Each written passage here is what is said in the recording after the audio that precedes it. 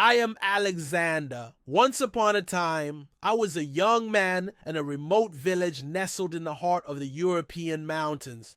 No different from the other boys of my generation. I grew up in a simple family. My father was a farmer, and he always spoke to us about resilience and bravery in the face of hardship. But I was different from many others. Since childhood, I lived with just one dream: to become a soldier. It wasn't just a passing fantasy, it was a feeling that overtook me from the very first moment I spoke. I remember well how I used to go with my father to the nearby fields where he worked. There, my father would talk with my uncles and neighbors about old battles, about those days when soldiers sacrificed their lives for the country. I listened to them with great passion. I saw them as true heroes. I always thought, I must be like them. I must become a soldier. I grew up and many things changed around me, but that dream still pursued me.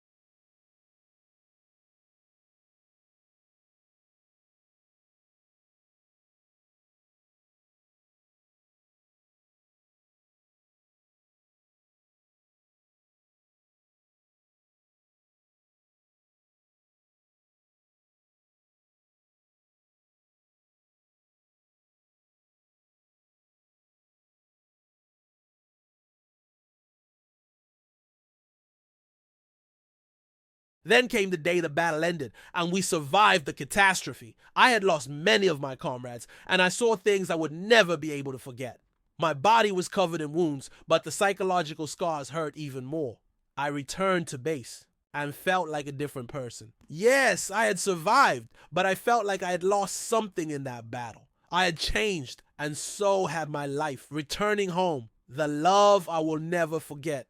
When I returned home after all those battles, I felt lost. I couldn't return to my life the way it had been. I missed something important. And every time I tried to go back to my old life, I discovered that I was no longer the same young man who had joined the army. I had changed, and my life had changed. Then, at that moment, when I felt that everything had slipped away, Elizabeth appeared. She was the girl I had grown up with, my first love. She was the girl I saw a future with, the life I dreamed of. And when I returned home, we got married. I thought I had found solace in her love. I thought I would spend the rest of my life with her. But over time, I started noticing something strange in Elizabeth's behavior. She began to act differently. She distanced herself from me and no longer showed the same interest she once had. Something had changed. And when I began to investigate, I discovered the devastating truth. Elizabeth, my beloved, was cheating on me. It felt as though the earth had crumbled beneath my feet. The betrayal was more than anything I had ever encountered in war. It wasn't just a physical betrayal. It was a betrayal of everything I had believed in, every dream I had pinned my hopes on.